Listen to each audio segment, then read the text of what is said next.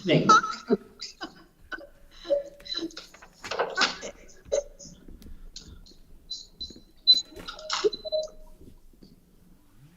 It's Cody.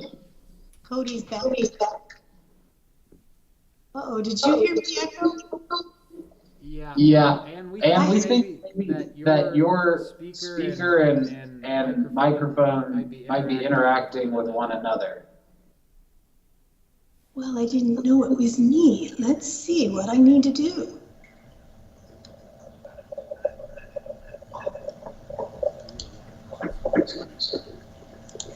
So we have We've gone ahead and put the YouTube, it's live now, so everyone, we're technically streaming. It doesn't mean we've opened the meeting yet, but you might see guests join the YouTube stream.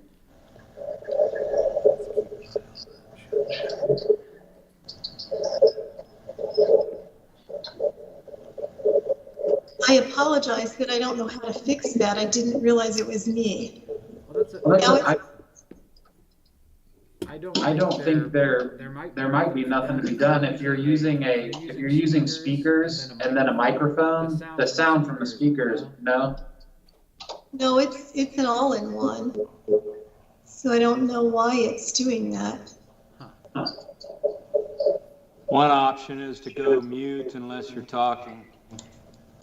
That's easy. Okay, So we're live.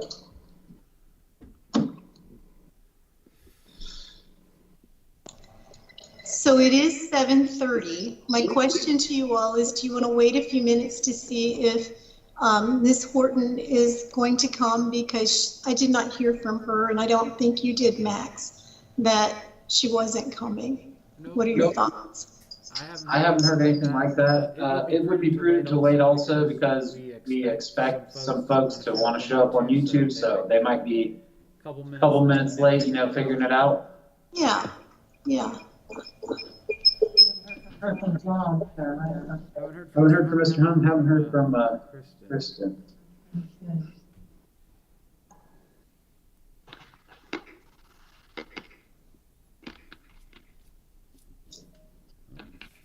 Oh.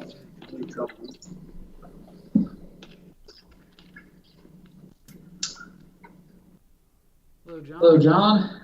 Hello. Sorry that I am unseasonably early. No No worries.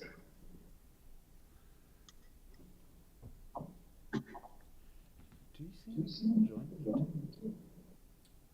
Just come. I was expecting people to be lined up for it after the week we've had. I didn't even know what day of the week it was.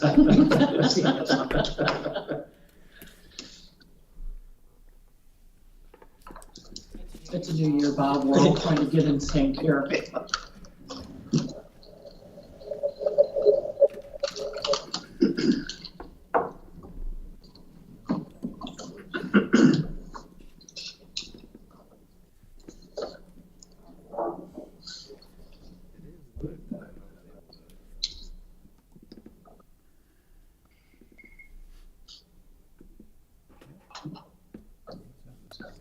We waited. Randy and Max, I'll take your lead when you say we've waited long enough. All right, thanks, Ann. I think we do have some people That might be trying to join. I'm sorry, I'm trying to get my YouTube on my phone working, which is going to die, so I'll make a real one that charger.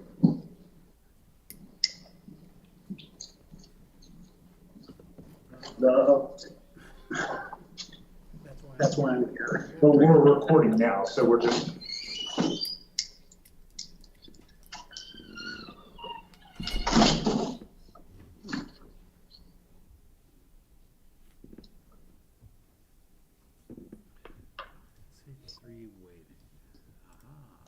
And here comes Christine.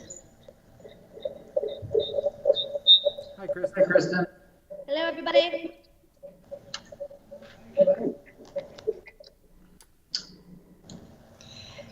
So we're just waiting for Max and Randy to give us the okay to start because it's a public hearing, they are streaming on YouTube, and so we're waiting for some of those, the public to arrive on the YouTube channel. So it looks like, from what I can tell, we've got maybe about 17 plus Randy and myself, so maybe 15 additional viewers, which means many of them have found their way to the stream. So, Randy, I could be wrong, but I think we can go ahead and get started.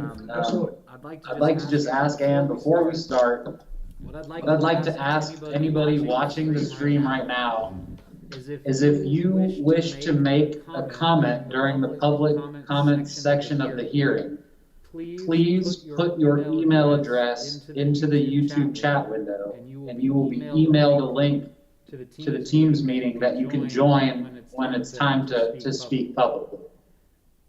So again, if you'd like to speak during the meeting, please put your email address into the YouTube live chat window. Thanks. That was perfect. Thank you very much, Max. My name is Ann Stalter, and I'm the chair of the Zoning Commission today, and I would like to call the January 7th, 2021 meeting to order. Are there any other housekeeping issues that you all would like to address, the staff to address? This is the first time that we have met in a totally virtual online setting. So anything else besides the YouTube chat portion? I believe that I think we're all set. I would just ask any folks who do end up joining the Teams meeting, please remember to keep your microphone muted unless you are speaking. And Ann, the chair, will have instructions for what you need to do to announce who you are and where you're from and to make a statement, okay? Okay, perfect. Before I go to the agenda, I want to clarify with the staff that the notice for the meeting was put on our website, and there's probably a sign on our door or through social media, assuming that the public has been invited. Yes, the sign was posted in the township lobby, as well as the public hearing notices that went out. Yes, and that's it. Is there any additions to that agenda before I move on to it?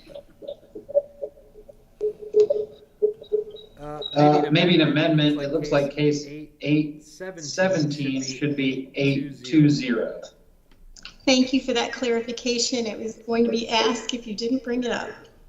Okay, so before we get started on the agenda, we need to do a roll call. So I think Lori does that honor for us. Absolutely. Mr. Axel? Here. Mr. Brown? Here. Mr. Geis? Here. Ms. Horton? Here. And Lori, I have a quick question. Is there a way to change my name, or does it matter? Because it just says the Hortons. It doesn't say Kristen on it. So is that a deal? Oh, no, you're fine. It is okay? Okay. I'm here. Yeah, you're good. Mr. Yeah. And Ms. Stalter? I'm here. All Thank right. you so much. You're welcome. So, for those attending for the first time, we are the volunteers that make up the Zoning Commission. So, moving on, the next item on our guideline is for us to approve the agenda.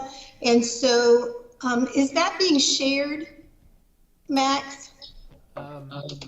I mean, I can do it. It's just sometimes. If you want to go ahead and share it, if you've got it up, I can. We'll start pulling stuff up here to begin screen sharing. Sure. It's just always helpful, I think, when people can see, what we're doing. So the agenda here has case number 19 or 819, the map amendment for AX1, and then it should be changed to case number 820, the map amendment for the mixed PUD. Followed by, we'll be doing some housekeeping things with some minutes and then the adjournment.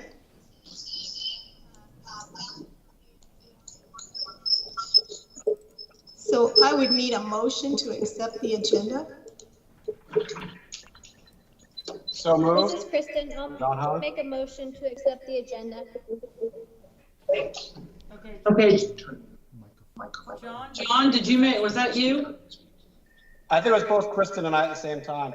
I heard you first. Kristen, is it okay if I put you as a second? That's fine. All right. Mr. Axel? Yes. Mr. Geis? Yes. Ms. Horton? Yes.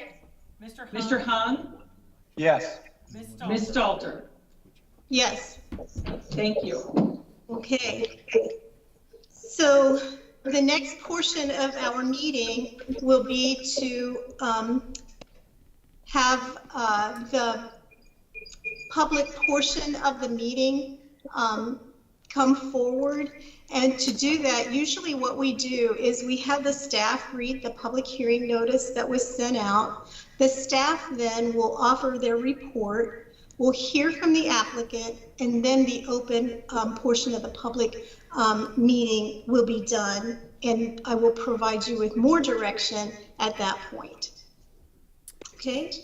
All right. If the commission's ready, I'll go ahead and read the staff report for zoning commission case number 819. I think they want public hearing. Or I'm The sorry, public hearing the notice public needs to hearing be notice. That's what I'm looking at. It's okay. The Purpose of the hearing is so the commission may review and act on a request from the Beavercreek Township Community Development and Risk Department to reclassify the zoning of several parcels to the AX1 Aviation Support District zoning classification. The parcels in question are listed below. I can read them if you'd like, and if not, we can just refer to them as the parcels. The parcels are located at or near the Lewis A. Jackson Regional Airport. This action will be considered a zoning map amendment. Okay, now we're ready for the staff report. Thank you. So very quickly, I'd like to just point out the staff's intended purpose for the Aviation Support District. There's going to be 4 key outcomes as staff sees it. First of all, this rezoning will allow the township to match its zoning map with uses that we observe on the ground. The airport's there. There should be zoning that reflects what we actually see on the ground. The second one is that it will allow the township to match its zoning map to the county land use plan, currently called Perspectives 2020, soon to be Perspectives 2040. It will support an existing community resource, which is the Lewis A. Jackson Airport. It should encourage development of facilities that support operations of the airport, and it will finally restrict building height and other requirements to align with FAA guidelines. The area is currently zoned I-1 light industrial. The use list, the allowable uses for I-1 include things like slaughterhouses, heavy machinery storage, distracting, disruptive uses that I don't think either the airport nor the surrounding neighborhoods are interested in having as neighbors. And for some commentary, so our department worked with several stakeholders to ensure that this zoning district classification meets the needs of the airport. So first, we like any amendment, we brought the text to the Greene County Regional Planning and Coordinating Commission for review. They go through an executive and a full committee review. And so with their recommendation, which is included in the packet, that says to staff that a body whose one of their purposes is to inform and kind of direct these kind of zoning actions. It's written into the ORC that we must get our regional planning's recommendation, yay or nay, before we bring it to you for consideration. So they did recommend both the district language that was passed months ago, and they've also recommended this rezoning action. We did bring the language itself to the airport board for two different listening sessions and use their input to help figure out what uses we wanted to allow. And finally, we did meet with Dave Deskins of the Greene County Career Center because they have an educational hangar that they put up there for their aircraft maintenance program. Upon sending the required property notification, the township was met with several calls from concerned residents living in the Woodridge PUD, which is located southwest of the airport and within its landing and takeoff approach path. Some residents were concerned that the zoning change would negatively impact their property values and/or result in increased disturbances from aviation activity. It is the opinion of staff that this zoning change will have no impact whatsoever on the amount of air traffic at the airport. Such decisions are determined by the airport board, usually in response to market forces. Additionally, almost all homes within Woodridge PUD and other surrounding neighborhoods, in fact all homes within Woodridge, but most homes in the surrounding neighborhoods, were constructed after the airport had already existed.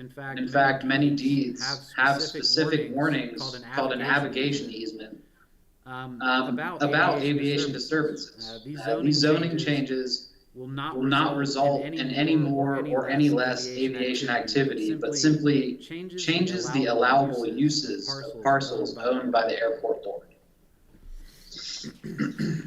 Our department is confident that this new zoning district is in the best interest of not only the airport and their stakeholders, but also the township at large, and we do recommend the zoning commission approves this map.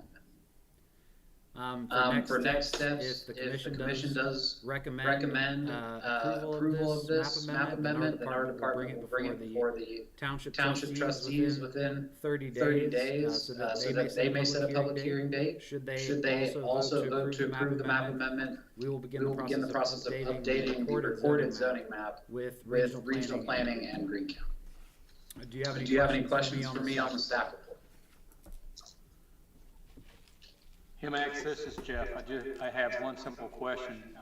As you described, there's no anticipated additional air traffic resulting from the zoning. I'm curious if there's any restrictions or any language at all about whether or not the runway itself could be extended. There is no language within our AX1 zoning district that determines whether or not the runway could be extended. I should clarify, it's not within the township's authority to control the amount of aviation traffic that the airport engages. It is the sole purview of their board. So when I say that this zoning change won't affect it, I really mean it cannot affect it.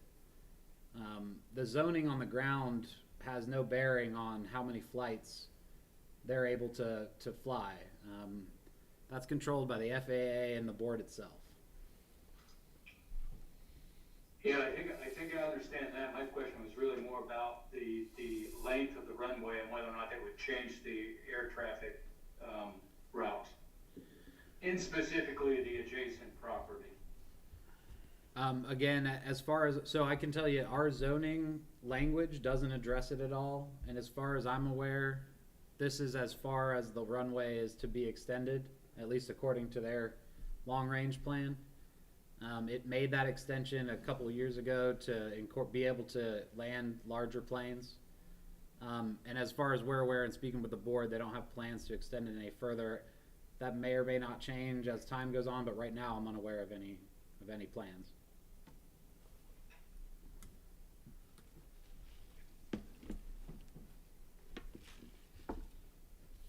Max, if you want to let the people know that we're sending out the invitations here as we speak, just people who are online. We were fixing that feedback issue, so sorry about that. So as our department head pointed out, we're sending currently out Teams links. I believe we've had somebody join, and we're currently finishing sending out links to those who've requested them. So please be patient. And we hopefully fixed the feedback issue too.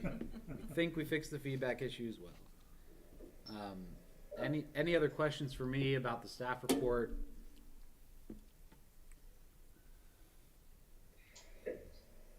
Any zoning commission members have any questions? No. None for me. With respect to the technology and having people come into the team session, do you want me to go ahead and open the public portion of the meeting, or would you like me to pause for a few minutes? I believe we're all set. I think we've sent. Do you have one person who's joined? Yes, we do have one. Start on him? I believe Chet has joined. Chet Bryant. So we can start with him and move to others as they get their links and join. Okay, all right. So at this time, what I would like to do is open the public portion of our hearing. And there's a little bit of a way that we do this to keep it orderly. First, I'll listen to those who are for the app. No, we didn't hear from we are the applicant, right? Correct. Yeah. I'm sorry. So first we'll listen to those who are for the application. Then we will listen to those who are against the application. And then we listen to those who are not for nor against in terms of general comments. When you join in your conversation to us, we would like you to state your name and your address. And also, if you received notification from the zoning, from the township about this meeting, because that tells us a little bit more about how close in proximity you are to the change that is being requested or discussed this evening. So at this time, the public portion of the hearing is open, and I would like first for anyone who is for the application to please chime in. And so that process for chiming in is they have a link and they are now in the meeting. Is that accurate? Not everyone yet. Not everyone yet. Okay, so I would just open it up in general. holding the line then. I think what we can do is, I believe we should be able to do a little raised hand symbol. Okay, so if you're joining the Teams meeting, Like on the this? top of the meeting, you will see two little figureheads that say show participants. The next is a text box, and then the very next one is a raise the hand. So if you raise your hand, then you can be called upon to speak. And so right now, I'm looking for people to raise their hands who are for the application.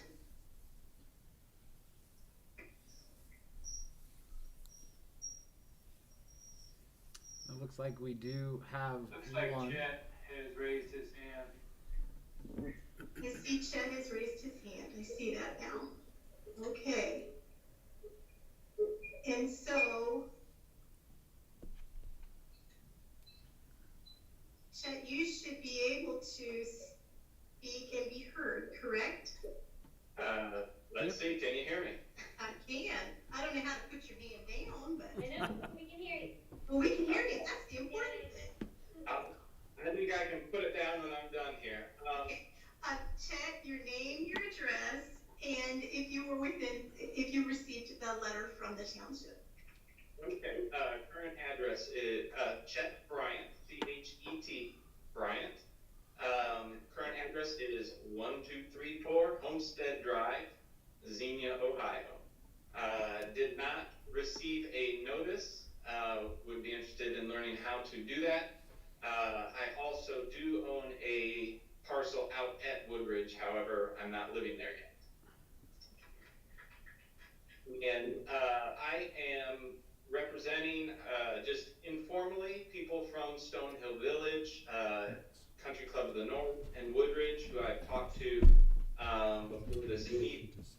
And we are for this application with a condition. So does that keep me in the spot, or would you like me to wait until later? We'll hear you. Okay. So as I mentioned, we do support this AX1 development and the planned vision that goes along with that for these additional commercial services that are going to be focusing on the airport pilots, passengers, and customers. As mentioned in the reading earlier, we are not concerned that this application will increase air traffic or disturbances to the surrounding residents. What we are concerned about is making sure that development happens in the right parcels around the airport there, and that we preserve the natural resources that are contained around the airport. And we don't want this application to lead to unintended development or sprawl. So our thought is, because one of my assumptions going in is all 13 parcels were included kind of just from a knee-jerk, I guess, reaction to the application here to simply include them all. Because when you look at the parcels, the 11 parcels in the center and northeast of the airport have pretty much either been cleared, partially developed, or close to Highway 35, and that is where we would like the development to be focused on those parcels.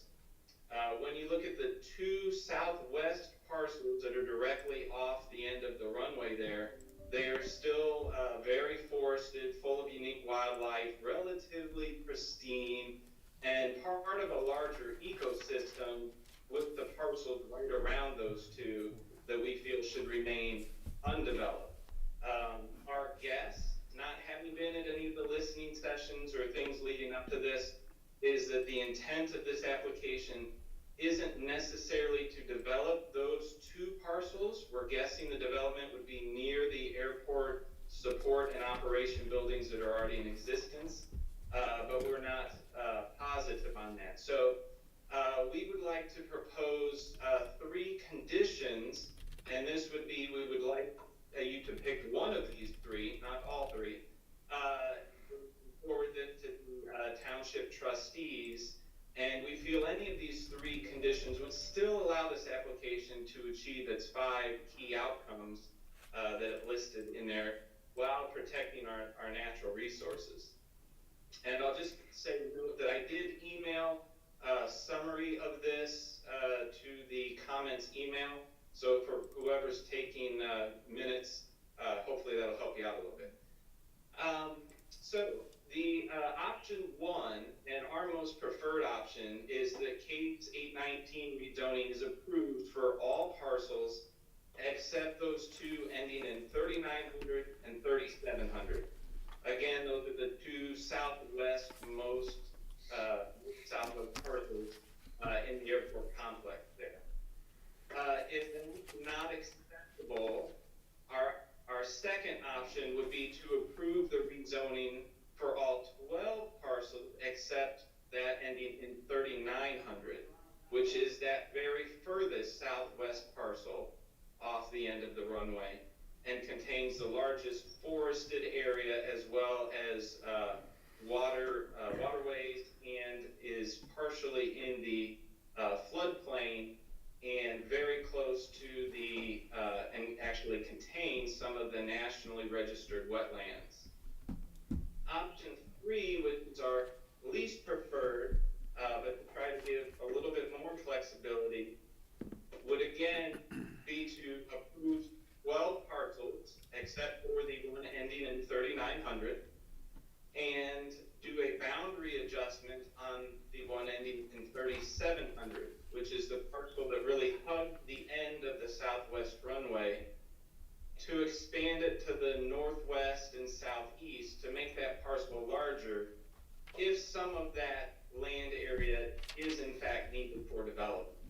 So again, I put that in some slides that I emailed to the comment box, because I know that's probably a lot to take in here just verbally without some pictures to kind of help out with that.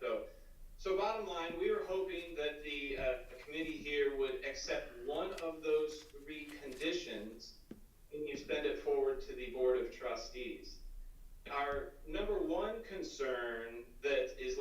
to request that one or two of those southwest parcels be excluded from this is the fact that the one parcel, 3,900, does actually contain floodplain and wetlands in it, and 3,700 is very close to those areas. So in accordance with the Perspectives 2020, a future land use plan for Greene County, we feel that restricting development in those two parcels achieves the floodplain goals 4 through 7 and objectives 2 and 3 and policy 2 and 4 of that floodplain section, as well as the wetlands section goals 1 and 3 and objectives 2 and 3 and policy 2 and 5. That is our concern number one, keeping those kind of natural resource parcels undeveloped. Concern number two, which is related to this, however, is going to be a different effort, I realize, is that we are trying not to encourage development that would lead to speeding up the future planned road between Valley and Indian Ripple that is on Greene County's proposed thoroughfare networks map. So again, I know this is a bit of a different effort, but I think it will be ultimately related to this rezoning effort as well. Our concern there, much like those two parcels, is the construction of that road would have the same but more direct and severe impact on those wetland and floodplain areas that proposed thoroughfare would pass through. Due to its location in the low part of the floodplain, not only would it impact the natural resources, but we're afraid that it would end up being continually subject to flooding and increased maintenance costs, similar to New Germany Trebein Road up closer to Stonehill Village where I am here, where New Germany Trebein crosses over near the Kugler Wetland Reserve. And that road is always flooding. It's got cops posted on it, blocking it off, and all kinds of issues happening. This proposed thoroughfare would also pass through this low point of these floodplains here, and we're afraid it's going to be a cost and maintenance nightmare. And then finally, on the road side, we feel that the southwest end of that proposed road is exclusively residential, while the AX1 development on the northeast side would possibly bring commercial traffic, and that road is where those two are going to start to mix and possibly disrupt several of the residential communities, as well as again, disturbing the natural resources aside from the construction, but now you have that vehicle traffic leading to increased noise and, of course, possible animal deaths, deer being a common cause around here. But there is so much unique wildlife down there, whether it's small, we see minks, we see loons, we see all kinds of things down there. And now cars going through there,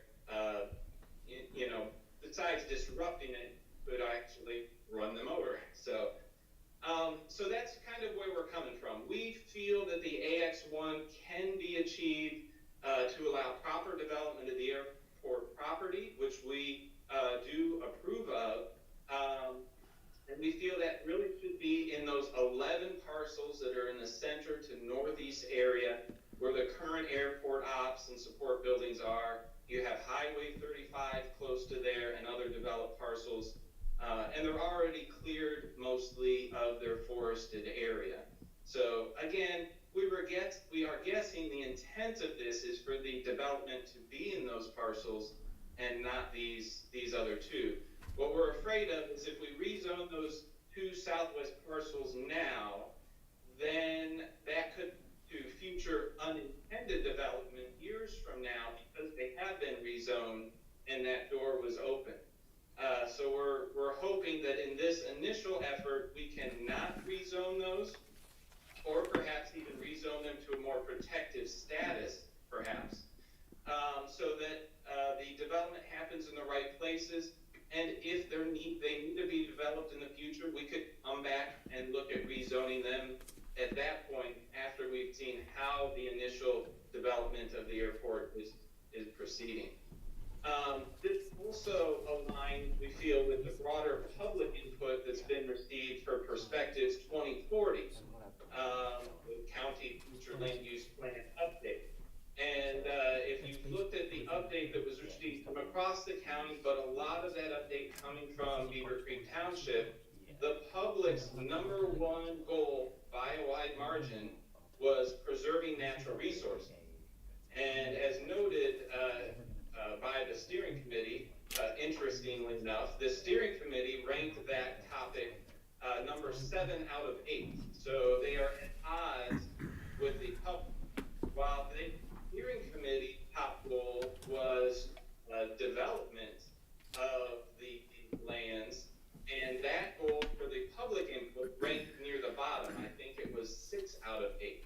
So we feel that in this effort, while the steering committees and the development side and the public might not be on the same place as far as their goals, we feel that if we put one of these conditions and limit 1 or 2 of these southwest parcels, both can achieve their end goals. And then just to close, a minor correction of note for the application, that southwest parcel that ends in 3900 is actually in the floodplain on its western corner. The application says it's not.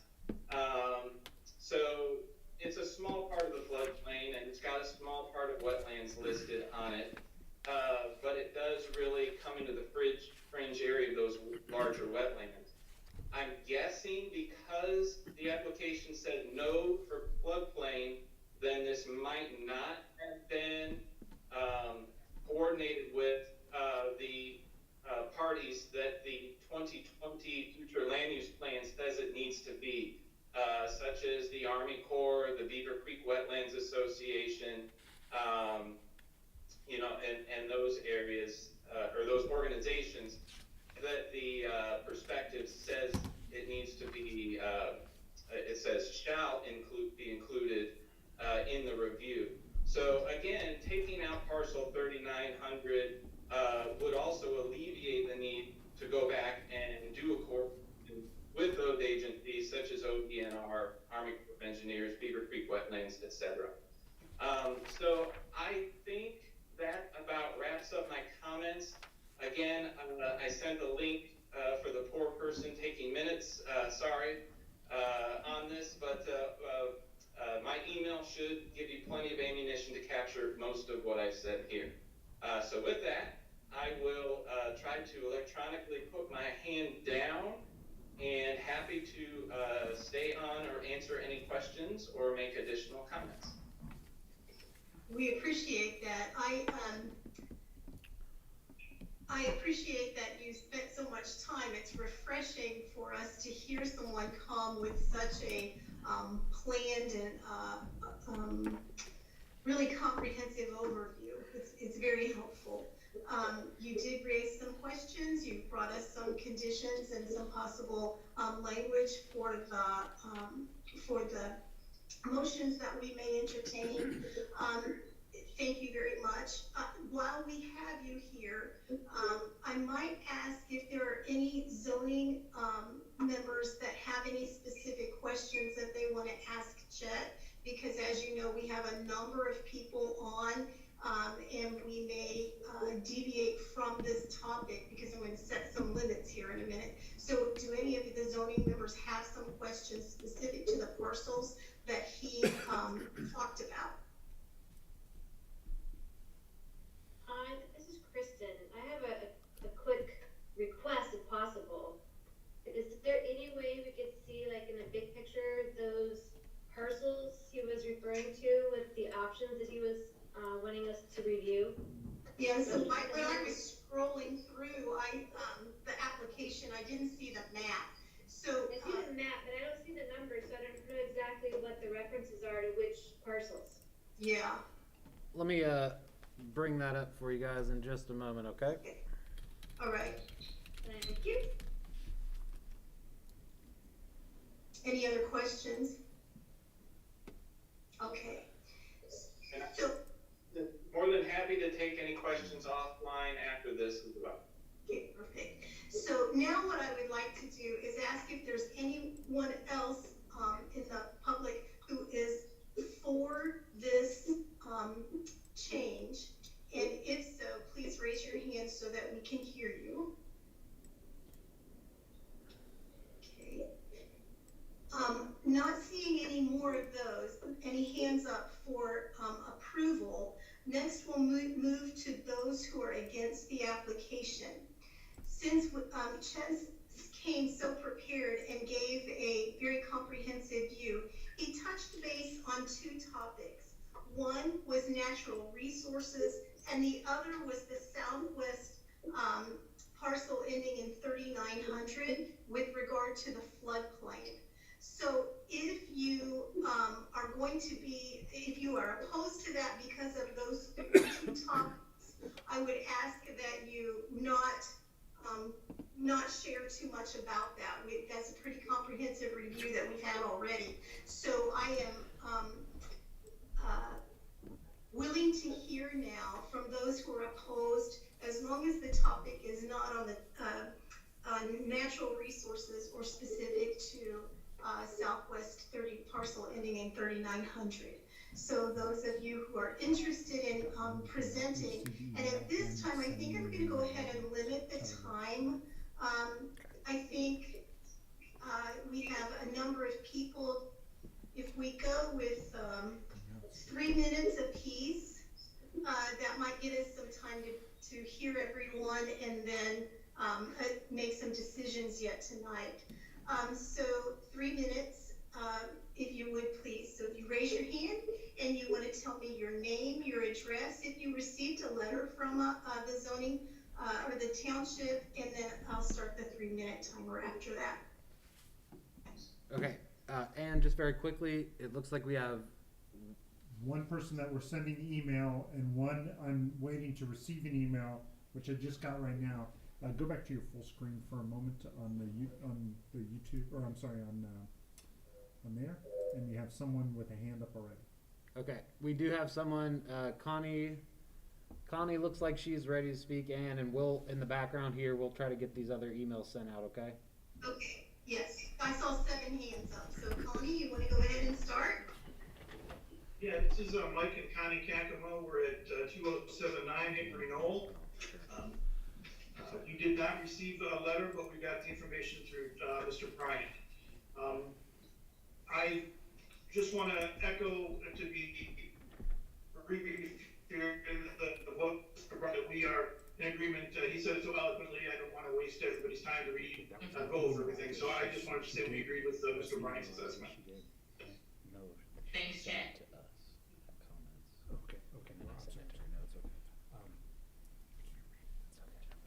Moving on then.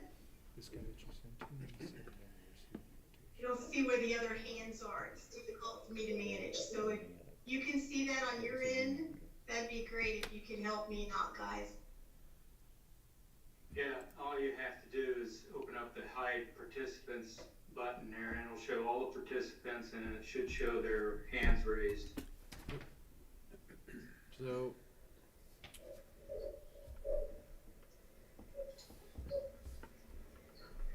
currently, as it stands, there's no one with their hand up. Yep.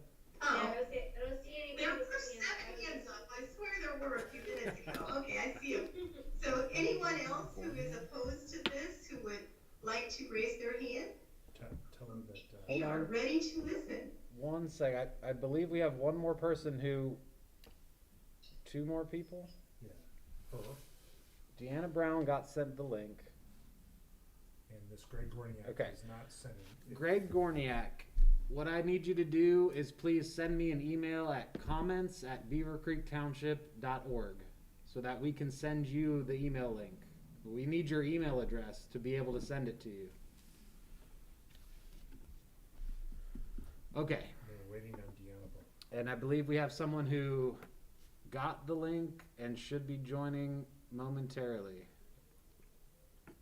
Well, this is Chet Bryan again. Just so you know, from an admin standpoint, I tried to join on my laptop and really couldn't get the YouTube video to go. So in future minutes, I don't know if you might want to put a note to use a mobile device, because it works perfectly on that.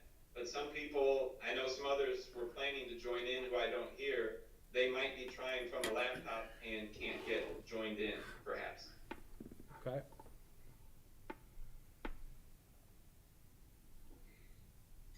This is our first time doing this, so we appreciate the patience, and we are going to be patient and make certain that everybody gets a chance to. Okay, we do have a comment in the YouTube section from Deanna Brown. They are unable to connect in and to raise their hand, but Deanna and Tim Brown at 210 Hidden Forest Court are against the rezoning. And I do have some additional comments. If there are no other live speakers, I do have some comments that were sent in to be read into the record that are against the rezoning. And I will read those when we have no more people here ready to speak. In the chat that the Browns shared, do you have access to ask them why they're not in favor of it? You can bring the chat up on yours. Sure. Hold on just a moment. It's Braun. Braun, thank you. I appreciate that. B-R-A-U-N, Well, Braun? but we can go Braun, to YouTube, yeah. right?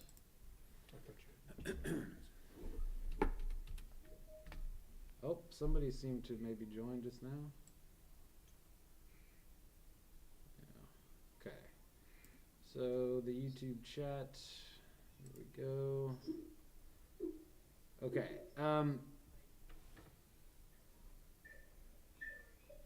Where? Got it, thanks. Okay. Greg is here. Oh, great. Greg is the one Excellent. that just signed on. Excellent. So that was somebody who had been trying to get a link. I imagine what we're running into is a bandwidth issue, which is why people are having trouble joining in. You know, if you're unable to join, you can try to type a written comment into comments@beavercreektownship.org, or you can try to type a short, I believe they limit your characters in the YouTube chat. You can try to type a short reason that you would be opposed to it. Some of you have said, I align with somebody who's already spoke. That's great. We're seeing that quite a bit. Jackie and Joe Lask are unable to join. They are aligned with Mr. Chet Bryan and his recommendations. We have a question from Fred Haller that we can address here shortly. Jameson and Michelle Pierce of 289 Fox Meadow Court in Xenia, Ohio, did receive the notification via mail. They agree with Chet's recommendation number 1. Marshall and Lori Sadler at 1998 Hickory Knoll Drive in Xenia are aligned with Mr. Chet Bryant and his recommendations. And that is the last live comment that we have. Greg Gorman who joined. And then Greg came in, so Yeah, Greg, Greg. if you want to speak, you may take the time to do that now.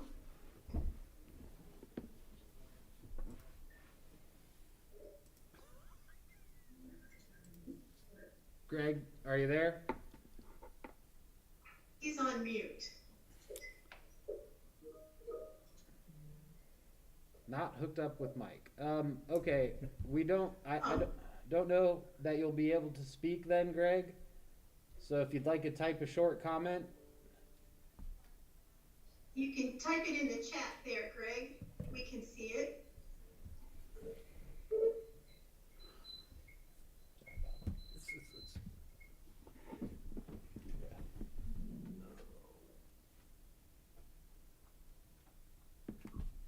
All right.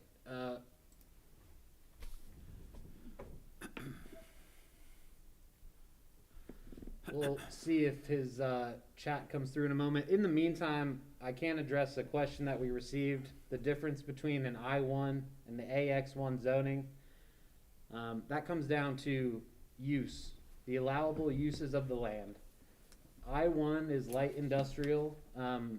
The table in the zoning resolution gives a full list of allowable uses. They are mostly focused on industrial manufacturing and other heavy industry. The uses allowed in AX1 are listed in Article 30, which define the zoning classification, and those uses are a much smaller, much more focused list of uses that focus specifically on airport uses and uses that would typically be near an airport, such as auto rental, hotels, things that you would typically find near any airport. We have a comparison list, thank you, Anne, of the two. And, you know, a lot of folks have been saying that they're worried about the development that will happen if we rezone. But I want you to take a look at the size of the list of airport uses, the AX1 allowable uses. There's about 23. The number of allowable uses in the I-1 zoning district is about triple that. And they include such things as a heavy machine yard, you know, much more disruptive uses than you might find from a hotel or motel or, say, a auto rental parking lot. I would much rather live next to an enterprise than a cement mixing company, personally. So I think looking at those two use lists together might give someone a pretty good idea of the difference between what's currently allowed right now with no additional public hearings in the I-1 and what would be allowed with the AX1 if it were changed.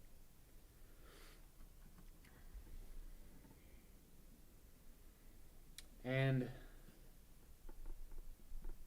okay, you know, folks, I should tell everyone in the chat that, you know, I'm happy to answer that question because it was going to come up, but the YouTube chat is not a forum for questions that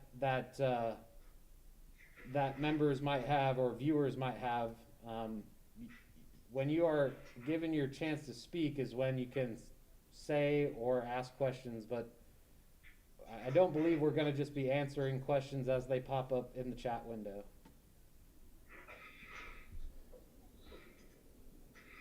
So I do see that Greg Gorniak was able to ask the question. Do you have his address on file? His address on file? Yes. Because we were having everyone say their name, their address, and their... Do we have it, Lori? We do. We do. Okay, perfect. So his question, he says, he's at 2101 Forester Bend Drive. Just what will be the type of development in the southeast sector? That's his question. And he said he did not have a letter, so. Okay. I can speak to the type of development is going to be what the airport who leases the land would want it to be, but that particular parcel, according to their long-range plan, is right now a buffer area. That runway that extends in that direction, it cannot have buildings very close to it for safety reasons, and that is why the airport currently leases that land to avoid any additional development of that parcel. So I believe and again, I can't speak for the airport board and what they may or may not do in the future, but in speaking with them, that area is not currently planned for any kind of development, but the zoning that exists there now is much more permissive than the zoning that we are attempting to change it to. So if one's concern is that additional development opportunities exist because of this zoning, I would say that the number of available uses, that it would decrease by about 60%.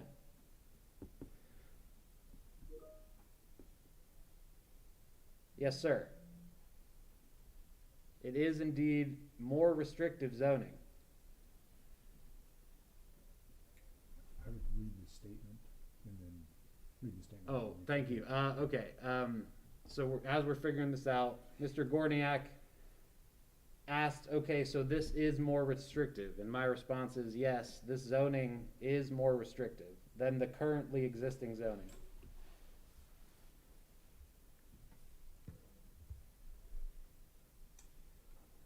Go back to the YouTube chat, bring up the YouTube chat also, there's some questions on there with YouTube. Is there anyone else? I'm hesitant to close the public portion of the meeting until I know that all people have been heard that want to speak. Because once that's closed, I can't go back. No, I think that's very prudent. We're currently checking the YouTube actual chat instead of the Teams meeting chat. So let's see, where we left off was with the Sadlers. Okay, so the next comment, Joshua and Lindsay Cox at 261 Fox Meadow Court agree with Mr. Bryant's recommendations and prefer option 1, and they did receive the notification. Jackie Lask is commenting on a previous comment. Specifically, we prefer Mr. Bryant's option 1, and we did receive the letter, thank you. Fred and Sarah Holler at 1944 Hickory Knoll Drive agree with Mr. Bryant's recommendation, preferring option number 1. Oh, I'm sorry, that is Deanna Braun, who is preferring option 1. Corey Powlett agrees with Chet, option number 1. They are at 153 Hidden Forest Court. Lori Sadler says specifically we prefer Mr. Bryant's option 1 recommendation. And then finally, Chet Bryant comments with agree AX1 is more restrictive than light industrial. Would like to see the 2 southwest parcels placed in an even more restrictive zoning category than either of these. And I believe, and Deanna Brown comments that they did not receive the letter. Okay.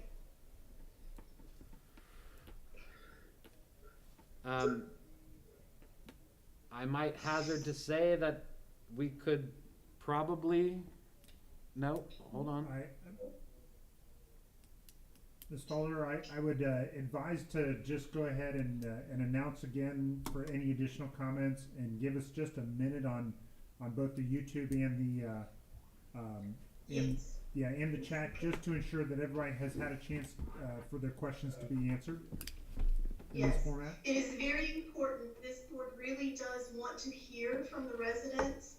So if there is anyone else who has any comments that they want to make at this time, I will entertain fors or against or neutrals.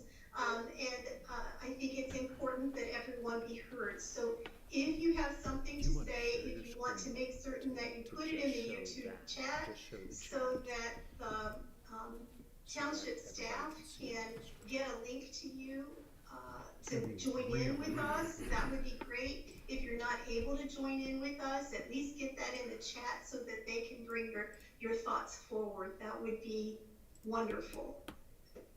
I see some movements here from the YouTube. So I went ahead and shared the YouTube chat screen. Okay. You just got one additional comment. So Greg has placed in the chat, is there any way to briefly state what those options are again? I wrote them down, and Mr. Bryant, if I get them wrong, I would love if you would interrupt me and tell me what they are again. Option number 1 was to accept or approve case number 819 with all the parcels with the exception of 3,900 and 3,700. Option number 2 was to approve with all 12 parcels except for 3,900, and I can't read my writing. What's the rest of option 2, Chet? You're on mute. There we go. That was it for option 2, all 12 except for 3,900. Okay. And option 3 was a little tough to grasp without a picture that I included to the email, but that was to approve all 12 parcels except for 3,900, but expand 3,700 to the northwest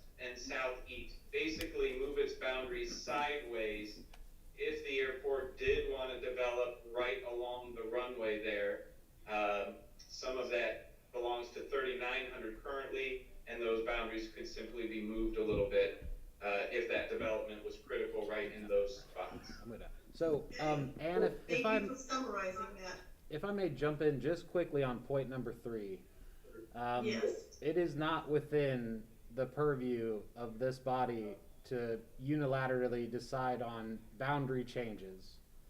That is a at least county level operation, and we certainly cannot do so without the consent of the property owners. That's typically how those actions are taken, is at the request of a property owner. It's not really within our power to move a property boundary as a zoning commission. Okay, I was just trying to provide a slightly flexible option, so no problem. And Greg asks, Mr. Gorniak asks, if the 3900 abuts the Woodridge development, the southeast of that runway. And without a map, I really can't say either. So maybe someone who knows that area well can speak to that. It does. The southwest line of 3900 is along the Woodridge development. Okay. All right. Okay. I default back to Randy and Max to let me know what's happening. Are we satisfied? We do have just 2 more YouTube comments. Okay. And then I'll read those, and I believe then we could theoretically. Yes. So we have Eric and Joy Loomis at 2014 Hickory Knoll Drive. They agree with Chet position option number 1, and they did receive the letter. And then we have Connie Kakamo did not receive the letter and agrees with Chet Bryant above. All right, I just want to double check. I feel comfortable with the place of closing the public portion of the meeting. And just to double check with Dawn that she feels it's appropriate at this time, given our change in format and technology, that we've done a due diligence. I think so. You guys have left it open for quite some time, and I think if people are on there, they've had the opportunity to make their comments. So. Thank you. Okay. Wait, All right. One other, And, hold on, Ann, Greg, one other comment if from. you'd like to option number 1.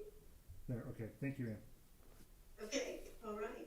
At this time, I'd like to go ahead and close the public portion of the meeting and offer discussion among the zoning board members. That's what we ordinarily do now. So we will ask for your cooperation in that we will discuss it among ourselves, and then we'll call for a motion.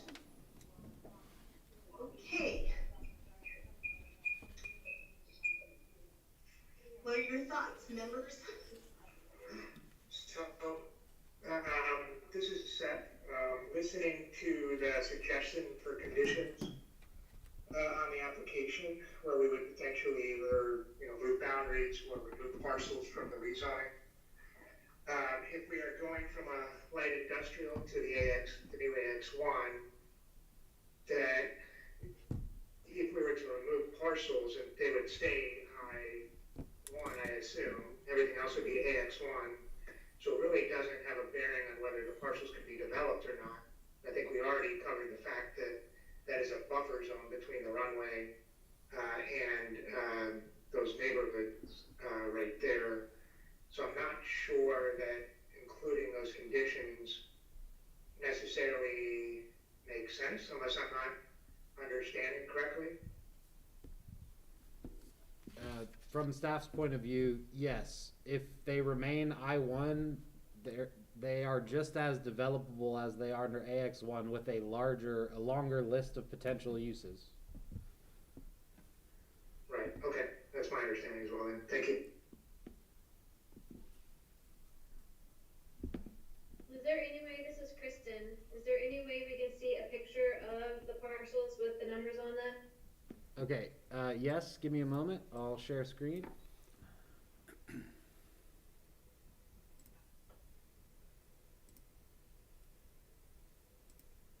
Okay, can you see that all right? Yes. Okay. This is the parcel that ends in 3900 that everyone has been referencing as far as Chet's options go. This is the other parcel that he referenced. One should note that in the airport board's long-range plan that this parcel is clearly marked as a buffer zone that will never have buildings developed in it. It's just too close to the edge of the runway. Yeah, FAA regulations as well would prevent development of buildings in this parcel. Put the floodplain up there. Sure, and let me, while we're at it, let me just turn the floodplain overlay on so we can see what we're talking about here. The floodplain on the property is this area. Now, I can tell, so Chet referenced the application suggesting that it was not in the floodplain. I'd just like to clarify that that is in fact Regional Planning Executive Committee, their recommendation. These are their findings. They found that it was not in the floodplain. It was not suggested on any application that there was no floodplain. Now, it's also notable that the floodplain map changed this year. You know, we would have to look at the previous one to see if this is new floodplain out in here or not. But I just did want to clarify on that point.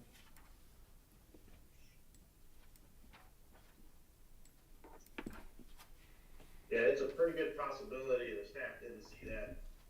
Well, yeah. Planning. I could see why. If you were looking at it, unless you were zoomed very far in, I don't think anyone would fault somebody for seeing that as running along the edge of this parcel. So Max, this is Jeff, just to be clear, it looks like 3900 and 3700, there would be no real plans to build the buildings on either of those plots, would there? As far as staff is aware, none exist in the long-range plan right now. What I could see in the long-range plan is that eventually additional hangars want to be built in this area. But that is part of their ultimate plan, their airport layout plan, which is a much longer range than even a couple of years out. So and even to do that, I don't think what we've heard in terms of objections from those who piped into this meeting, I don't think anyone would necessarily have a concern with that, except for the language that you choose in the option you choose. It may constrain that down the road. Potentially, yeah. I mean, I believe, and you know, the idea of zoning these as some form of, you know, protected wetland area or natural area, it could be considered, but it certainly, I don't believe it's germane to our current discussion, because you're talking about a different action that would require a different review by regional planning.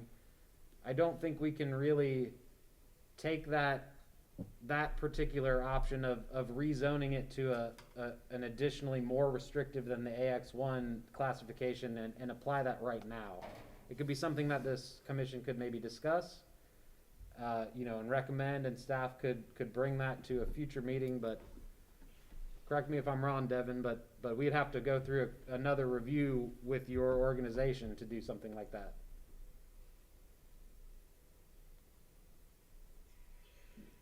Well, Max, I think that the board, I would tend to say yes initially, because it is such a difference from the original application.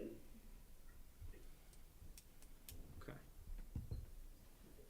Max can chime in. I think since the application is currently to change it to the AX1, if there's another zoning district, I think that would require a new notice, new application, and you know, a new meeting to do that, because that's not what's been proposed up to this point. So my question is to both of you, Dawn, Devin first and then Dawn. Devin, did I understand you to say that you probably didn't see that flood, or your group did not necessarily see that floodplain? And would your recommendation be different knowing that now? It probably would not be different. Okay.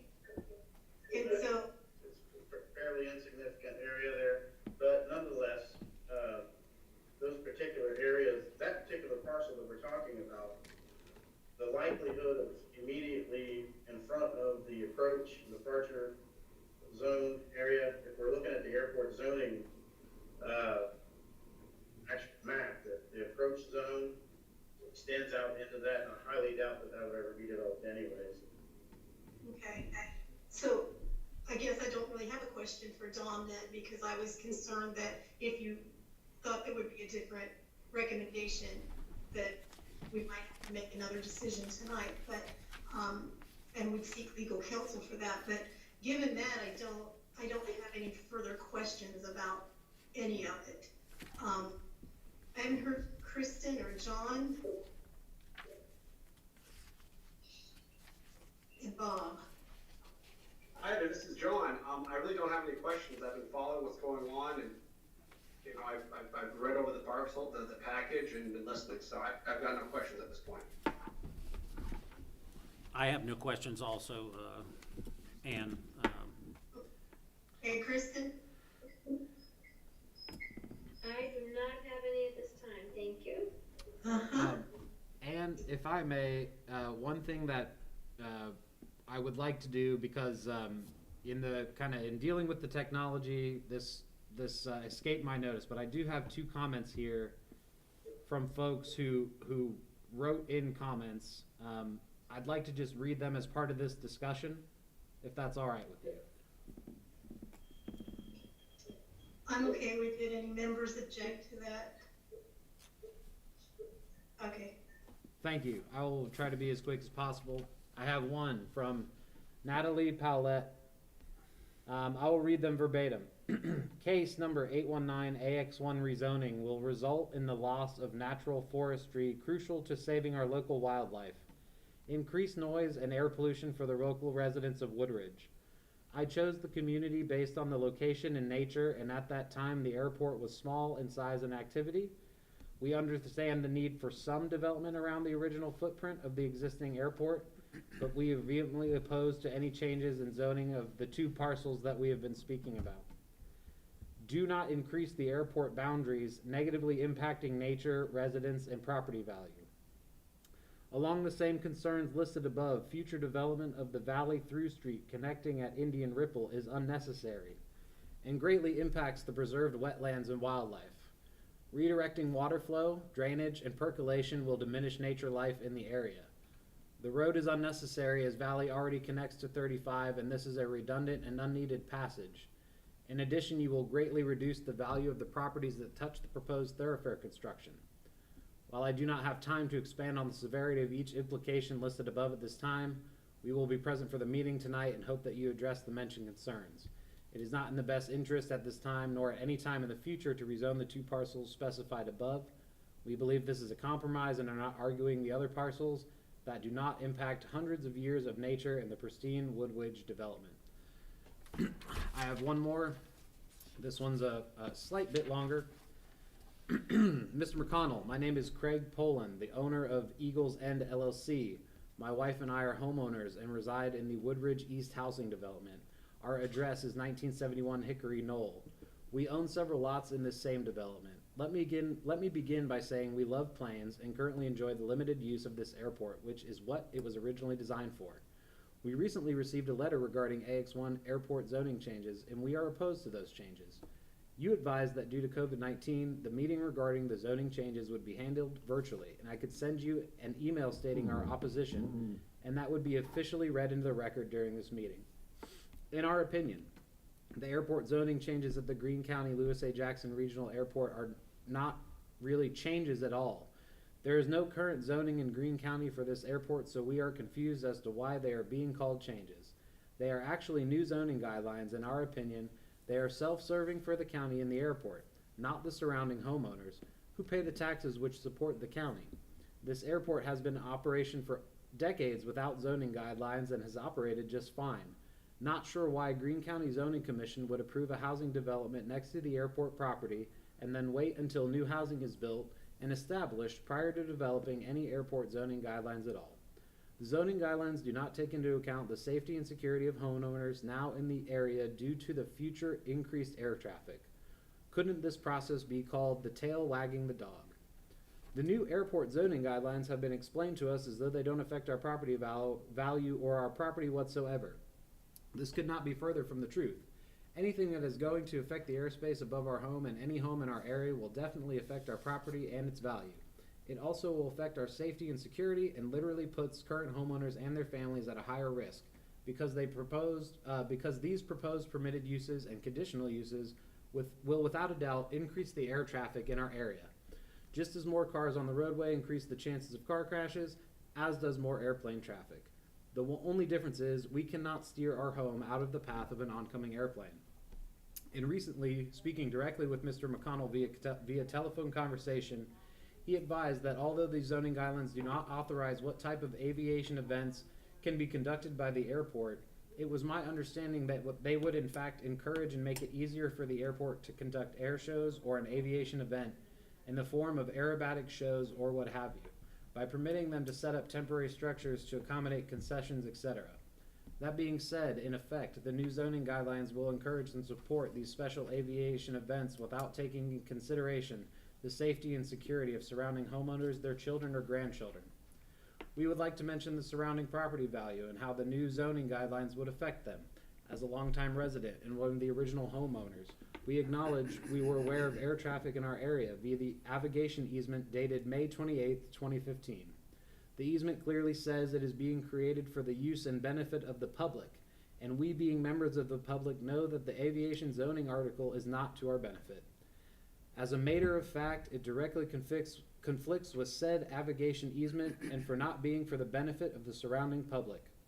It is for the benefit of the airport and the county only. We do not move here acknowledging increased air traffic based upon new zoning guidelines, specifically designed to do just that. We moved to a quiet Greene County neighborhood where we could enjoy nature and the occasional air traffic, not Wright-Patterson Air Force Base or Dayton International Airport air traffic.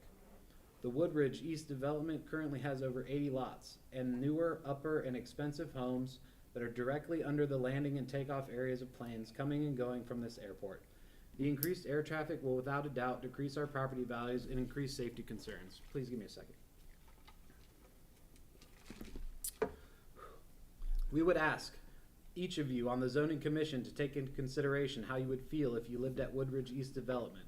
Would you not object to your property value being decreased by the additional airspace use and noise over your home? Would you not oppose your safety and the safety of your family being jeopardized by increased airplane traffic? Would you not oppose the drastically increased noise level above your homes as you enjoy the luxury of floating in your swimming pool with your children and grandchildren playing? Please also seriously consider these facts. Prior to what brings us all together today, and since the airport was established in 1968, there were no articles within the zoning resolution for Beavercreek Township addressing aviation support whatsoever. Today, the Zoning Commission is asked to approve one article out of 30, the very first of its kind, specifically for aviation regarding this airport.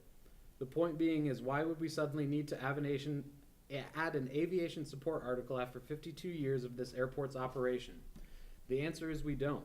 It is evidence that this article is unnecessary and could very well open up Beavercreek Township to liability. If you have to ask how, please consider all the points we make in this email. In regards to the airport being authorized to conduct training, as indicated in the permitted use section of the article, we have already noticed an increase of airplane and helicopter traffic in 2020 from training specifically by Wright-Patterson Air Force Base personnel. The article encourages more training and more traffic, which further emphasizes the points we are making as homeowners in the area. Maybe these new zoning guidelines could be tabled for additional research, review, and consideration at a later date. It appears it has not been thoroughly reviewed. This is evident to us when we recently read the 4-page AX1 Aviation Support District Guidelines, and the Lewis A. Jackson Regional Airport is referred to by the incorrect name of the Lewis E. Jackson Regional Airport under section 30.4. Another perfect example as to why more review, research, and consideration may be needed. This error may be changed by the time this email is read into record. However, it's an error we just witnessed on December 31st, 2020, a week before public hearing date. Thank you, Eagles End LLC. And I am finished with public comments. Thank you for your time on that one.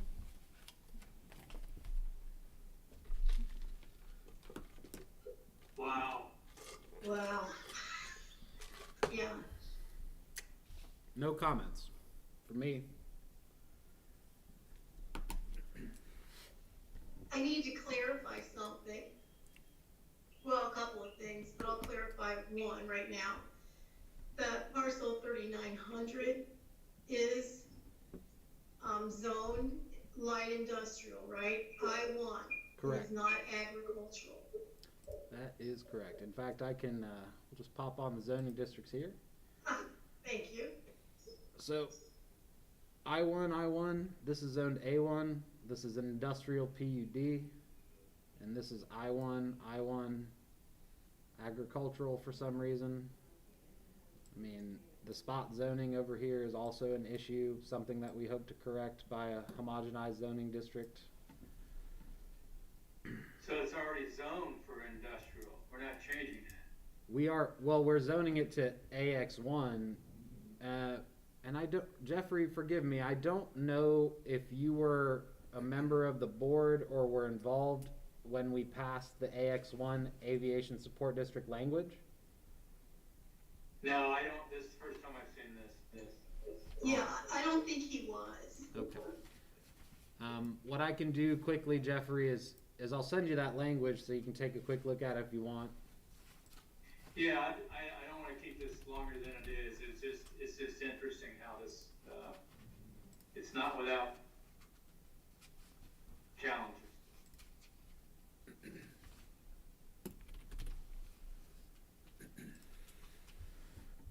Okay.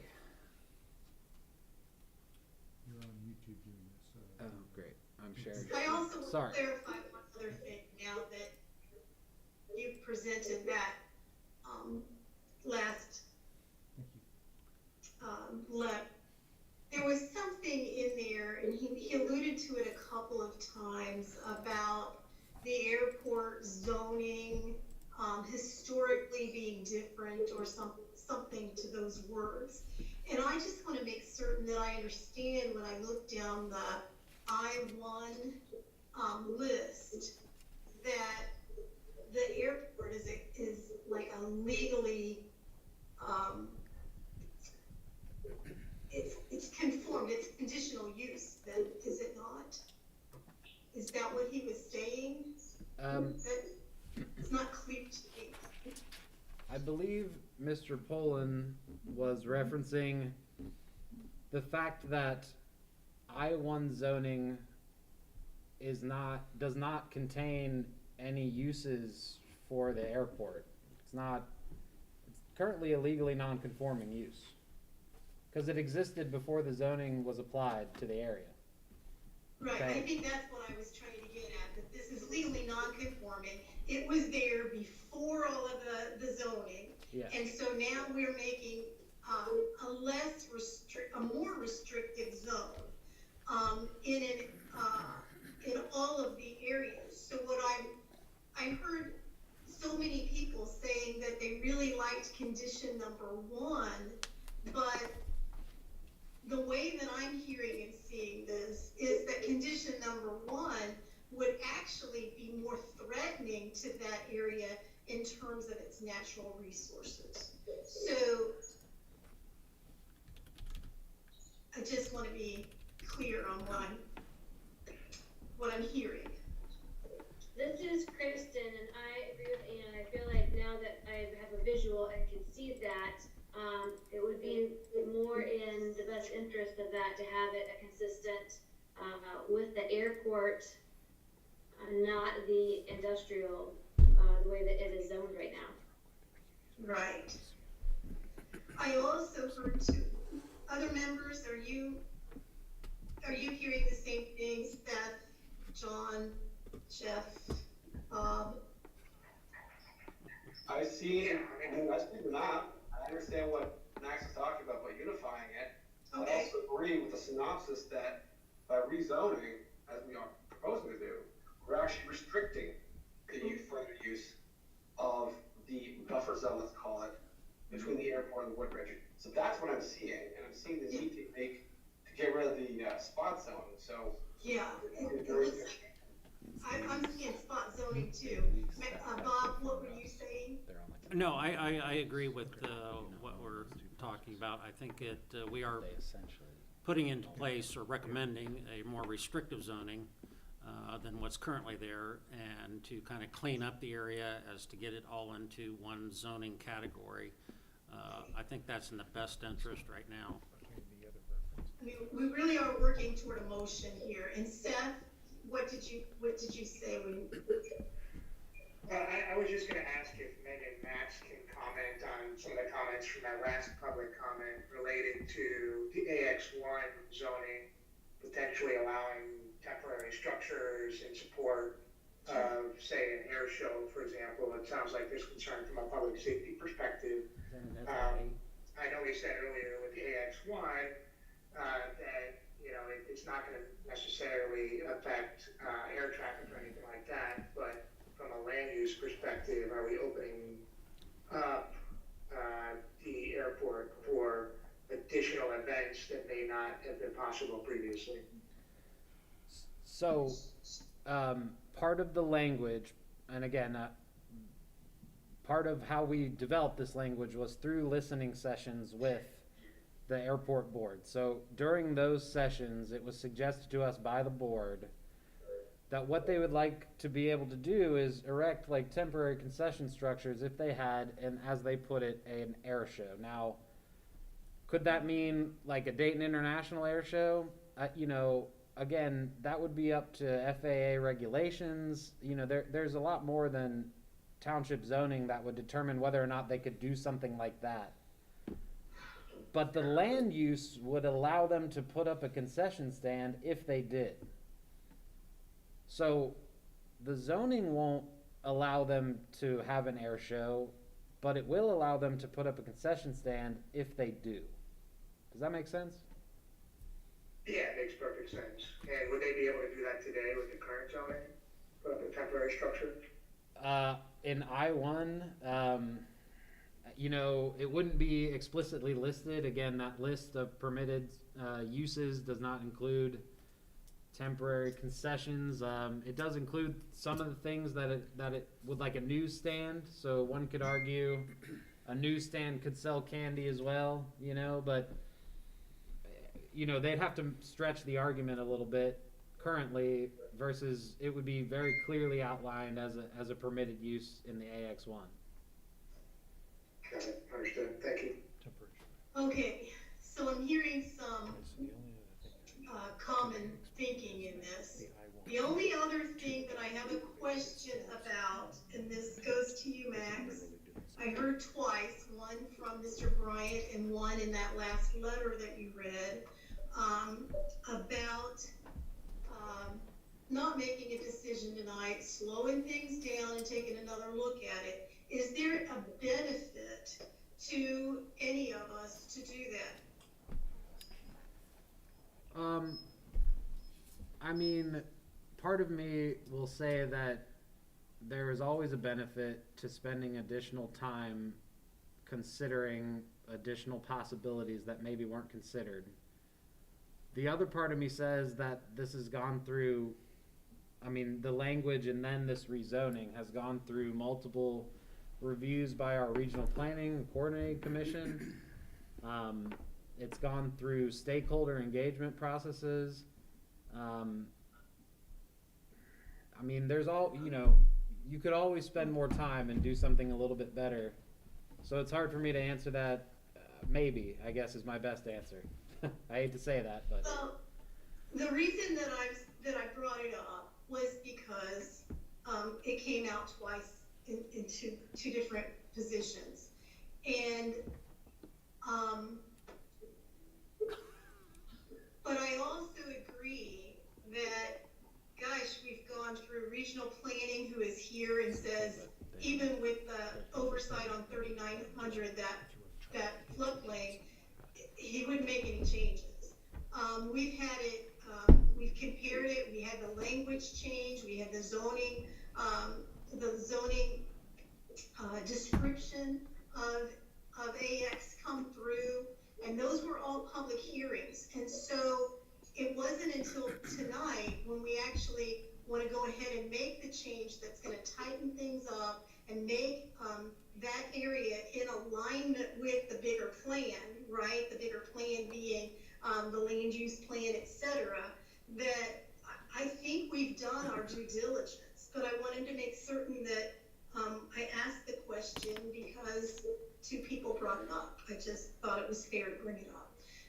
So I'm ready to entertain the motion you brought to us, correct? Versus the motion that Chet brought to us that everyone seemed to be happy with, and that was the 3900 condition. And I don't think adding the 3900 condition to keep it in an industrial zoning is going to be advantageous in the long run for natural resource preservation. I think makes it more likely that it's going to be not preserved. So I agree with Ann. This is Kristen. So are you saying you're ready to make the motion? Yes, I am. Okay. This is John Hong. I'll second that motion. Okay. So for the record, Max or Lori, whoever is doing that, can you read to us what that is? The To motion? accept. Okay. So if I were to make a motion, it would sound something like I move to recommend approval of the rezoning of the parcels listed in the public hearing notice from I-1 Light Industrial to AX1 Aviation Support District.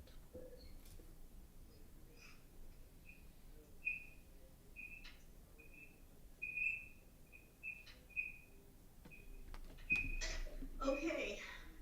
Do I need to repeat it? Did you guys get it for the record? Good with it? Let's go ahead and vote. Mr. Axel? Yes. Mr. Geis? Yes. Ms. Horton? Yes. Mr. Hahn? Yes. Ms. Stalter? Yes. Thank you, Zoning Commission members. Okay. We have another case before us, and that is number 820. And again, we go through the same procedure. You want to go ahead and revisit the public hearing notice?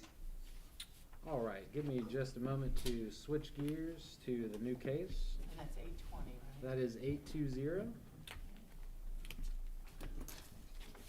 Okay. All right.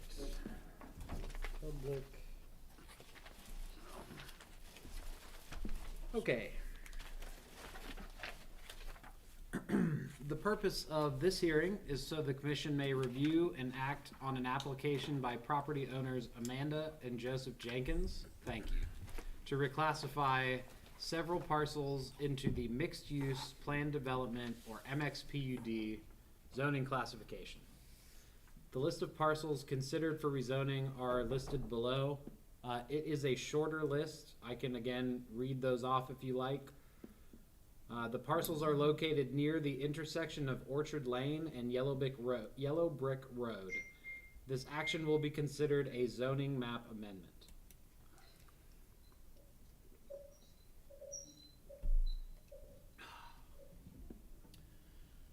All right, thank you. Mm-hmm.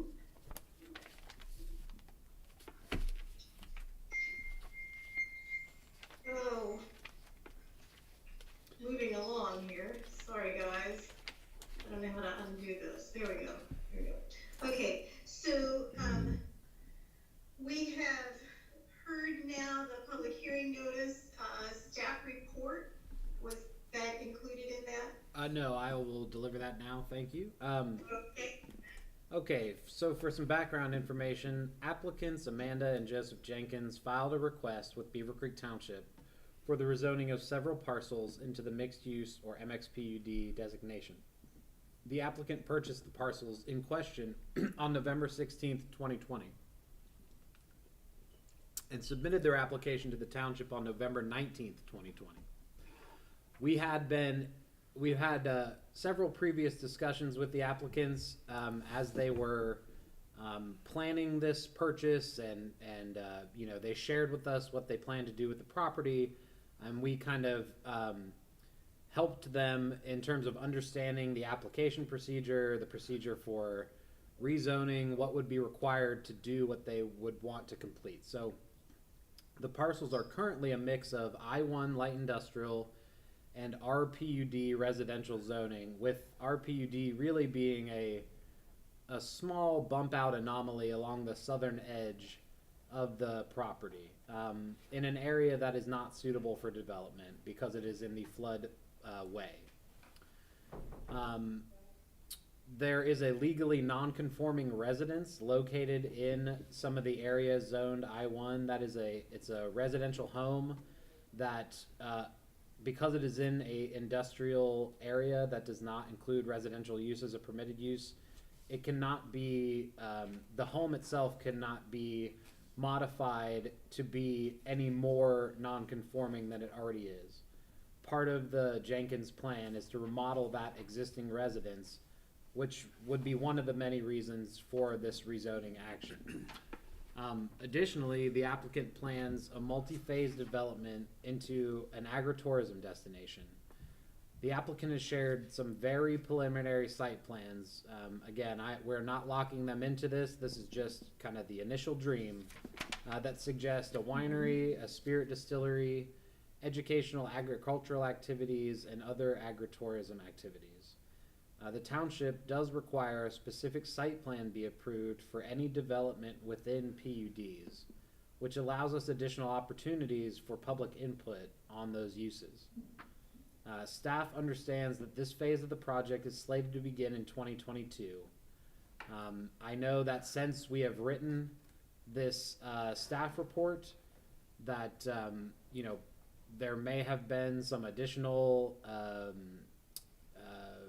or I don't want to say additional, that the dream may have changed a little bit. I believe the Jenkins are still quite figuring out exactly what it is they want to do with the parcel. But we did meet with them. Ed Amrine, the planner, and myself met with the Jenkins. We hammered out a list of suggested permitted and conditional uses that is included in this packet. Some staff commentary. Staff does recommend the rezoning of the proposed parcels into the MXPUD classification. Greene County Regional Planning Coordinating Committee has also recommended this zoning change, both in executive and full committee resolutions, also included in the packet. Staff conducted a work session with the applicants during which a customized list of permitted and conditional uses was negotiated. Suggested permitted uses are consistent with the uses allowable in the B2 and B3 business districts, O1 office district, and select agricultural support uses. Additionally, the residential component, which is a requirement of any MXPUD zoning, will allow all uses currently allowed in the R1 single family residential district. So that, again, that full table of suggested uses is provided. Should the commission wish to review it, we can go line by line. We can, you know, focus on some ones of interest. It is up to the commission. If the commission does approve this map amendment, our department will bring it before the trustees within 30 days so that they may set a public hearing date. And should they vote to approve the map amendment, we will begin the process of updating the recorded zoning map with regional planning and Greene County. If there are any questions, I'll be happy to answer them.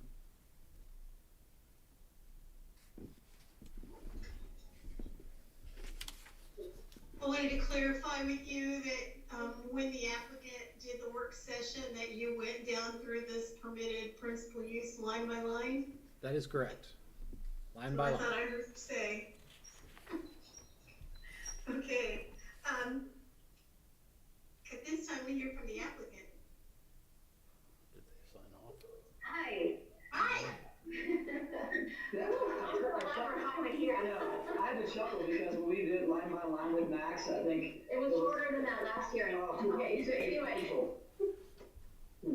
I'm sorry, we're a little bottled in. Okay, yes, so this whole entire venture it's 62 acres, and there's actually 2 homes and 2 barns, and we're currently working on the inside of the one home because we're renovating it to make it basically at least part of our dream home until we can get this approved so that we can do the addition to it and expand it to make it a little bit larger that it'll fit our whole family. We have started the agricultural part. Our cow ran away, but we got them back today. Yeah. We've got 3 donkeys out there right now, and friends and family and people are all coming out and getting educated about how to take care of the animals now, as are we. We look forward to possibly turning one of the metal barns into like a bourbon distillery, which is a create your own, and then the large, very old wood barn into a winery. Perhaps. We're still working out all of the issues with the flood and everything else that's separate, the flood zones. But yeah, we're just looking to make it home, and we can't do that without changing it over to MX PUD, and Max suggested that would be our best option, and we are 1000% behind it. You want to add anything? No, I think that's pretty much it.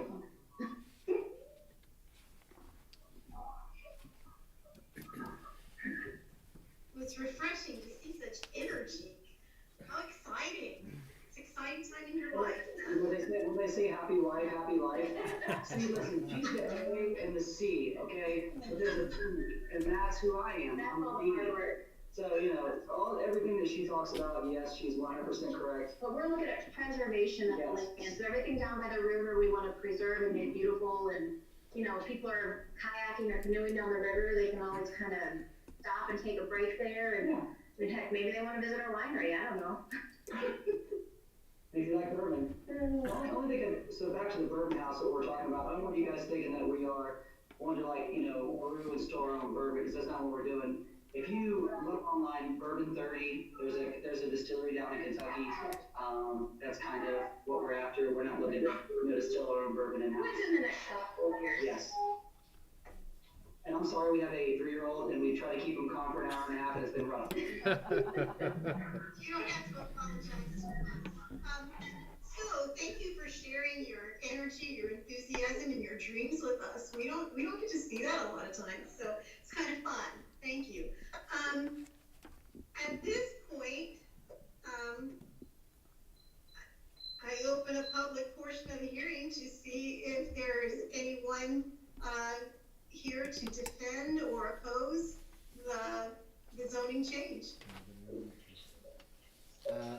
If there is no one on the YouTube chat, I do have a single. Sorry.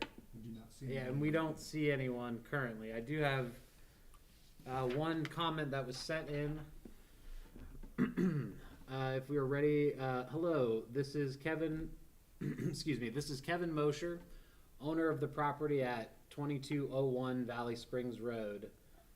New manufacturing building and neighbor to the Jenkins property. I talked to Ed Amrine the other day, and he indicated they might be putting something similar to the Young's Dairy on this property. I am kind of concerned with the traffic, as they are on the dead end of Orchard Lane, and with the amount of vehicles with the spring and fall soccer season, this area will be quite congested.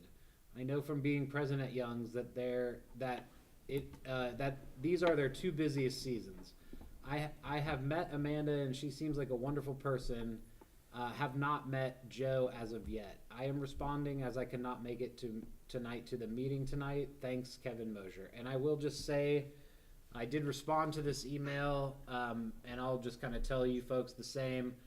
Because they're going to be in a planned unit development, the applicants will have to go through a specific site plan approval process with this commission in order to make any developmental improvements besides the residential one. So it's important to kind of recognize that this PUD structure will allow the township and this board a fair bit of input into whatever these plans may be. And in fact, we could require a traffic study be completed.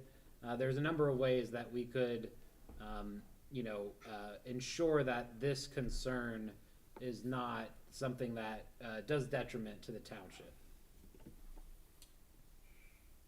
And to clarify, when we make if we were to approve the PUD this evening, we would not have to add those traffic studies, et cetera, until we saw the site plan, correct? That is correct. Okay. Exactly. Could I add one other thing? He just muted himself. As we spoke with the applicants about going through the list of principally permitted, conditional, and prohibited uses, I want to point out that a conditional use hearing implies the opportunity for us to place conditions on specific uses, and the ones that we singled out for conditional use possibilities were largely based on intensity of use, and that means traffic, the need for more parking or ingress and egress considerations.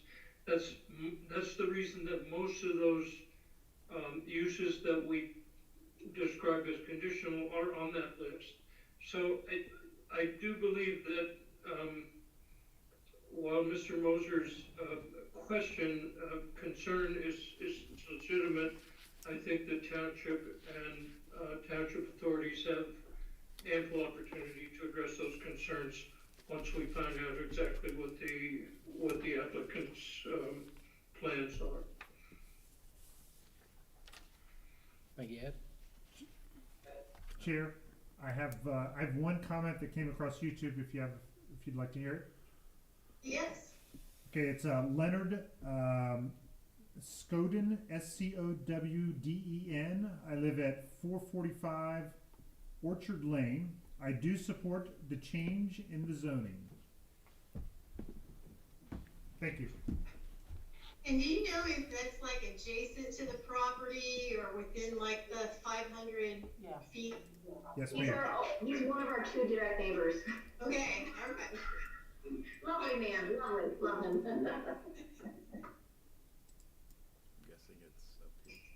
Any other, we can go ahead and close the public portion of the meeting.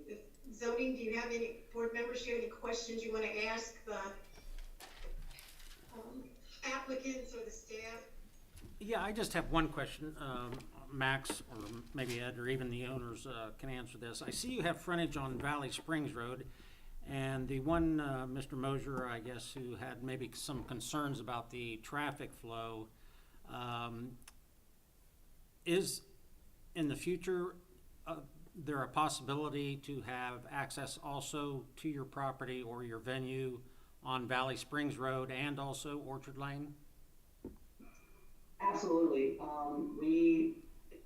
The land is so big, and we actually have access, via both, streets. So yes, if necessary, with all the cleanout that we were doing with the land, yes, there is the possibility down the road.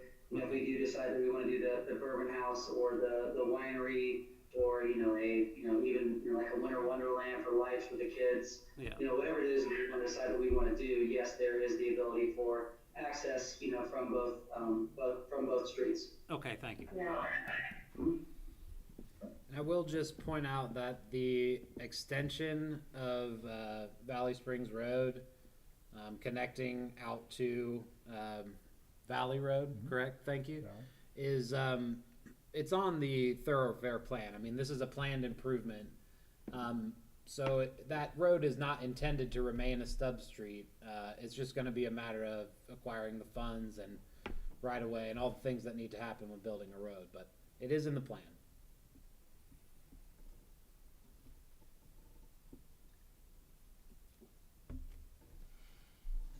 Discussion among us?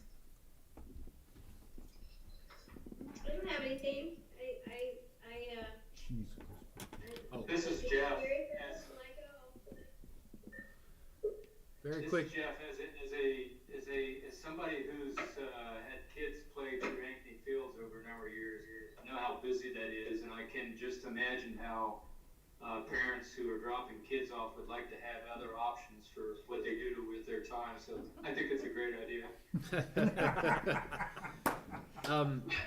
And if we could get you to, if this is your intent, to formally close the public portion of the hearing. Yes, I believe I forgot to say that. Let's officially close the public portion of the meeting. If you have no more, I'm ready to listen to the input of the zoning members, board members. Thank you. John, you've been wanting to say something. Oh, you don't know that. You're blinking. Well, I'm looking forward to seeing the establishment of a bourbon bar so close to where I live. So, I mean, I just think it's interesting. I know the area is kind of getting built up, and I think this is a really interesting, interesting proposal, especially since they want to do some agritourism. So, I'm fully for it. My wife likes wine. I like bourbon. They're hitting both notes. We're good.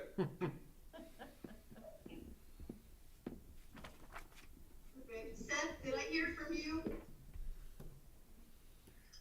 No, not yet. I don't think I have anything to add. I mean, I think the fact that staff recommends approval along with the various regional bodies as well. I think I have heard everything I need to hear. Bob, your wheels are spinning. No. When you asked the question about that both entrances and exits. No, I was just looking at the map, and I'm just clarifying because I know somewhat of the topography of the land there, and I know it's fairly flat down there, and I just thought that if they had 2 access points, that's a good thing. Mm-hmm. I think it's a good thing too, so I just want to make sure that That's a good it. thing. Okay, given all that,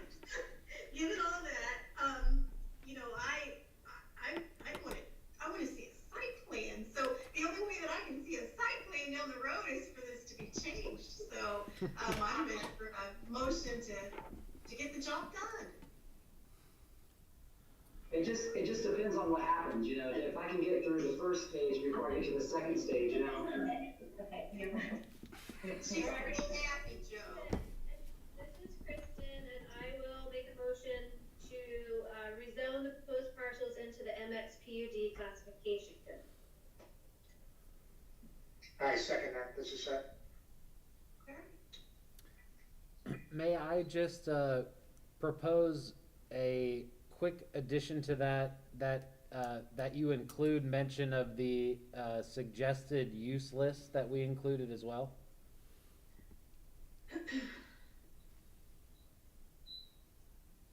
So inclusive of the suggested. Inclusive of the suggested use list as well.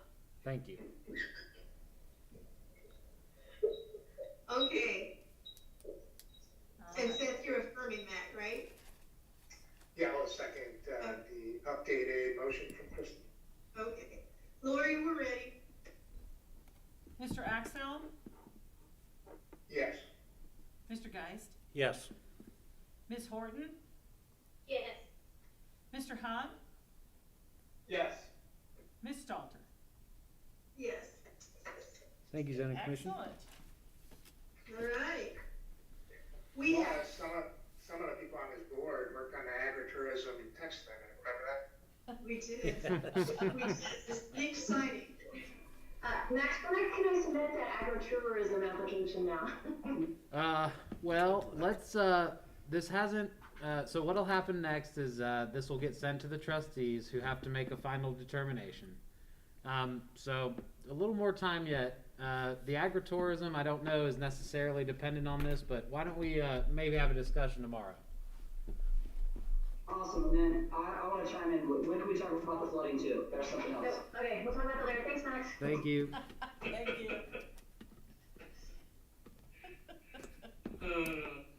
Oh my, how fun.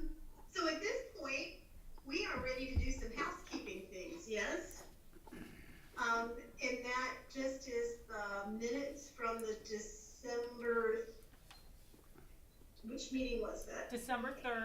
2020. December 3rd, 2020. Those came to you late today. I looked over them. I thought things looked pretty good. There's one place where it refers to Max, and I think we should call him Mr. McConnell. Oh. And I think it was on the second page. I didn't even catch that. Getting familiar. Actually. Well, you know, he's just Max to me, so.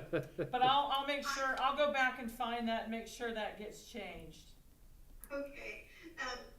Anybody else have anything they'd like to amend on those before we approve them?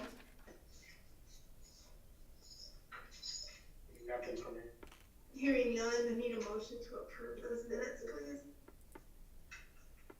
I'll move to approve the minutes. John Hung. All right, who's gonna second? I'll second. Second, this is second. Oh, Bob just did. Heard it. All right. Okay. Mr. Axel? Yes. Mr. Geist? Yes. Ms. Horton? Oh. Yes. Mr. Hahn? Yes. Ms. Dalter? Yes. Thank you. Okay, I do have to quickly let the group know that our time limit on the Teams meeting is approaching. We have about 3 minutes left, and I'm sorry to rush you, but that is the way it is. I think we're to the place where we can entertain a motion for adjournment. Well, we got one more set of minutes. We've got the June 4th, 2020 minutes. Okay. Were they in the... I didn't see those. They were not in the packet? Not that I saw. Okay. We can do those next time. Let's try for next time. Okay. Next time, motion to adjourn. Second. I'll make the motion to adjourn. This is Kristen. Kristen, and who seconded? Seth did. Second. All in favor? Aye. Opposed? Aye. All right. Thank you all very much. Thank you all for bearing with this. Good night. Thank you. Thank you. Who's Devin Schmidt? Is he an alternate? No, Devin is the regional Regional planning. planning, okay. Director for regional planning. I asked